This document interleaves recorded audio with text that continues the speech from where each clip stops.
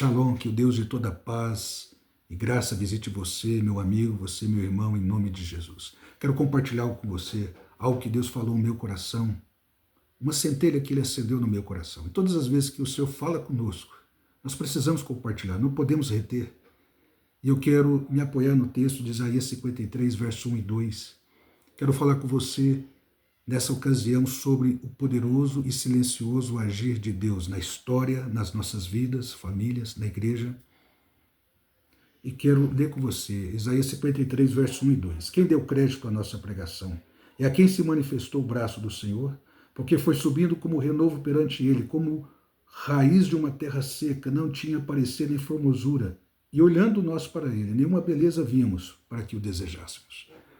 Você que é um bom leitor da palavra sabe que esse texto está se referindo a Cristo, o Messias, 700 anos antes do nascimento do Messias. No tempo pleno de Deus, Deus enviou o Gabriel, o anjo Gabriel, o mensageiro de Deus. E ele anunciou a Maria que ela ia conceber pelo poder do Espírito Santo. E na plenitude dos tempos, o Senhor Jesus nasceu. O Senhor colocou uma semente, o Espírito Santo colocou uma semente no ventre de Maria. E ela concebeu o Filho unigênito de Deus. Agora eu pergunto para você, meu amigo, meu irmão, quem percebeu isso? Será que as autoridades religiosas judaicas perceberam isso? Não. Será que a sociedade da época, a sociedade elitizada percebeu isso? Não. Será que o Império Romano que dominava o mundo conhecido percebeu isso? Não. Uma simples camponesa, uma mulher escolhida por Deus, um simples carpinteiro, fizeram parte desse plano extraordinário de Deus, esse projeto de Deus. O maior acontecimento da história, o nascimento de Cristo e a ressurreição de Cristo. O maior acontecimento da terra do universo. Pouquíssimas pessoas perceberam isso. O agir poderoso e silencioso de Deus. Quando Deus enviou o profeta Samuel na casa de Jessé, o Senhor já estava trabalhando com Davi. O Senhor revelou ao profeta Samuel, ele foi lá, com o óleo sagrado, ungiu Davi como futuro rei de Israel. O pai dele não sabia disso, os irmãos dele não sabiam disso. Mas o Senhor já estava trabalhando com Davi nas madrugadas, por detrás das malhadas das ovelhas. Davi tendo experiências com Deus, experiências com ursos e com leões, pois o Senhor já estava trabalhando no coração dele. Quem percebeu isso? Ninguém percebeu. Os sacerdotes não perceberam. E profeticamente, o salmista no Salmo 89 afirma, numa visão um dia falaste, aos teus fiéis disseste, escolhi um guerreiro dentre o povo. Ungi ele com meu óleo sagrado, escolhi Davi, meu servo. Quando Deus visitou no deserto Moisés, por meio da sarça ardente, por meio daquele fogo, Deus falou com Moisés. E ele estava ali pastoreando também as ovelhas do seu sogro. E Deus fez algo extraordinário. Usou Moisés como instrumento de libertação. Mesmo depois de tanta relutância de Moisés, ele foi ali em nome do Eu Sou. E com o seu cajado ele fez aqueles sinais e prodígios extraordinários da parte de Deus. E Deus libertou Israel por meio da instrumentalidade de Moisés. Quem percebeu isso antes de fato das coisas acontecerem? Quem percebeu o que Deus estava fazendo quando o anjo de Deus visitou o Gideão? Quando os midianitas oprimiam o povo de Israel, ele estava ali malhando trigo no lugar que era de prensar uvas para despistar os midianitas. O anjo de Deus foi ali. E ele foi um dos escolhidos, um dos juízes, um dos instrumentos também de libertação diante do jugo que os midianitas colocavam sobre o povo de Israel. Quem percebeu isso? Ele mesmo se considerava que era da tribo menor, da família menor e que ele era o menor de sua casa, mas Deus fez algo extraordinário. O agir poderoso e silencioso de Deus. O Senhor está fazendo algo novo. O Senhor mesmo declara, eis que estou fazendo algo novo. Acaso não percebeis? Deus está fazendo algo novo. o fato de muitos não perceberem, o fato também do o mundo jamais vai perceber, o fato dos filhos de Deus, boa parte dos filhos de Deus não estão percebendo que Deus está realizando de maneira poderosa e silenciosa, isso jamais impedirá o agir de Deus. O próprio Deus fala, agindo Deus, quem impedirá? A palavra de Deus afirma, agindo Deus, quem impedirá? Quando Deus decide realizar os seus desígnios, ninguém pode impedir. Ninguém pode impedir. O diabo não pode impedir.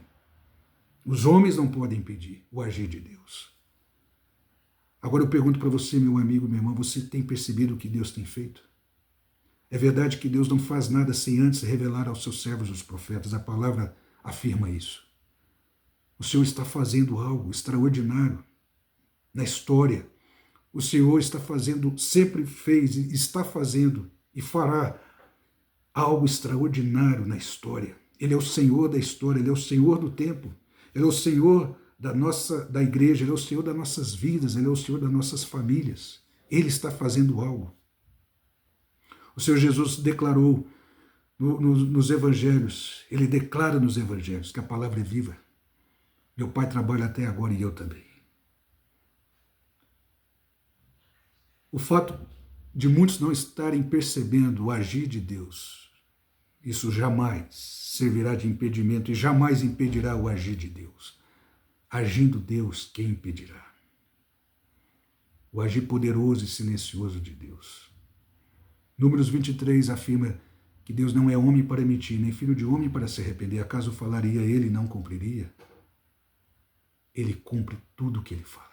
Deus fala através de sonhos, Deus fala através de visões, Deus fala através de revelações e principalmente por meio da sua palavra. Salmo 119, verso 160, a tua palavra é a verdade desde o princípio e cada um dos teus juízos dura para sempre. Lâmpada para os meus pés é a tua palavra e luz para o meu caminho.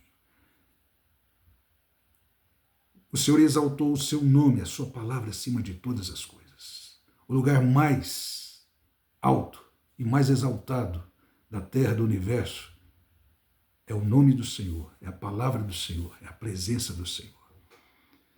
Meu querido amigo e irmão, o tempo não entra na equação do sucesso. Abraão, quando recebeu a profecia, a palavra de Deus, que iria ser pai de multidões, ele já idoso, e Deus mudou o nome dele de Abrão para Abraão, pai de nações, pai de multidões. Ele ainda não tinha um filho, mas ele creu. A Bíblia diz que ele creu para perceber, para receber as revelações de Deus, é preciso crer e confiar. Eu digo, meu amigo, que confiar é necessário crer. Crer é concordar, confiar é um passo a mais. Confiar é um patamar a mais na escala da fé. Hebreus capítulo 1, o Senhor Jesus declara, o autor se referindo a Cristo, ele diz, o Senhor Jesus, até eu vivo por depositar minha confiança no Senhor. O Senhor Jesus, 100% Deus, 100% homem. Nós precisamos viver por depositar confiança em Deus, na palavra de Deus, no agir de Deus. Agora, para você se manter, para eu e você nos mantermos firmes, para nos posicionarmos, porque há promessas que são condicionais, depende da nossa posição, do nosso posicionamento para recebermos as promessas. É preciso estarmos perante o Senhor, ministrando adoração, louvor, oração, diante do Senhor. É preciso estar unido a Cristo na pessoa do Espírito Santo, pelo poder do Espírito Santo.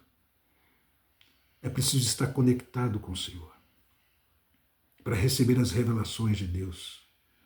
E tudo que Deus falar com você, tudo que Deus falar conosco, nós precisamos anotar, precisamos escrever, precisamos registrar. Porque quando acontecer, vai estar ali registrado. Vai estar ali registrado. O dia, a hora, porque Deus não é homem para mentir, nem filho de homem para se arrepender. Acaso falaria ele e não cumpriria? Agora eu pergunto para você, meu amigo, meu irmão, você tem ouvido a voz de Deus? Nós precisamos estar sempre diante de Deus em oração, buscando a face do Senhor. Se você não ora em línguas, eu quero te encorajar, ore em línguas. Todas as vezes que a palavra de Deus fala orar no Espírito, não é orar no pensamento. Judas, o livro de Judas fala assim, edificando a vossa fé santíssima, orando todo o tempo no Espírito. Orar no Espírito é orar em línguas. Quem fala em línguas não fala a homens, mas sim a Deus, pois ninguém o entende. E pelo poder do Espírito Santo diz verdades secretas. É um bônus espiritual extraordinário. E é interessante que é dos maiores enganos que o diabo tem fomentado no meio da igreja do Senhor, lançando dúvidas sobre orar em línguas. Quem fala em línguas edifica a si mesmo, é uma construção, é um edifício, você vai se edificando, para ministrar também as pessoas. É importante isso. Quando eu oro em línguas, quando você ora em línguas, nós oramos planos, segredos e propósitos divinos para a nossa vida. Nós não entendemos. Nossa mente fica infrutífera, mas é o Espírito Santo que ora através de mim. Para se ouvir a voz de Deus é necessário também, para estar sensível à voz de Deus, é necessário também orar na nossa língua nativa, orar em línguas, adorar, glorificar o Senhor, meditar na palavra de Deus, com o objetivo de ouvir a voz de Deus, de perceber o que Deus está fazendo, o agir poderoso e silencioso de Deus. A palavra de Deus diz assim, agindo Deus, quem impedirá? O diabo não pode impedir, os homens não podem impedir, ninguém pode impedir o agir de Deus, absolutamente ninguém. Quando Deus determina algo, quando Ele determina, Ele fala algo, quando Ele comunica os desígnios dele vão acontecer, vão se estabelecer. Não tenha dúvida disso. No tempo de Deus, o tempo de Deus é o melhor e o maior. Há tempo para todas as coisas debaixo do céu. Ainda que as pessoas não estão percebendo o que Deus está fazendo. Acaso falarei eu e não cumprirei? Ele mesmo declara, a palavra de Deus declara em Números 23. Eis que estou fazendo algo novo. Vocês ainda não estão percebendo, ainda não percebeis o que eu estou fazendo. Ele está fazendo algo novo, poderoso, silencioso. Alguém consegue ver a semente, o processo da semente, ele é poderoso, ele é silencioso. Gênesis 8, o Senhor mesmo afirma para Noé, quando a arca desceu ali no Monte Ararat, ele ergueu um altar de adoração, ele ofereceu adoração ao Senhor, e o Senhor recebeu aquela adoração, ele disse para Noé e para nós, enquanto houver dia e noite, verão e inverno, sementeira e colheita verão na face da terra. O poder da semente. O Senhor Jesus, nos evangelhos, declara, e saiu o semeador a semear. O poder da semente é poderoso, é silencioso.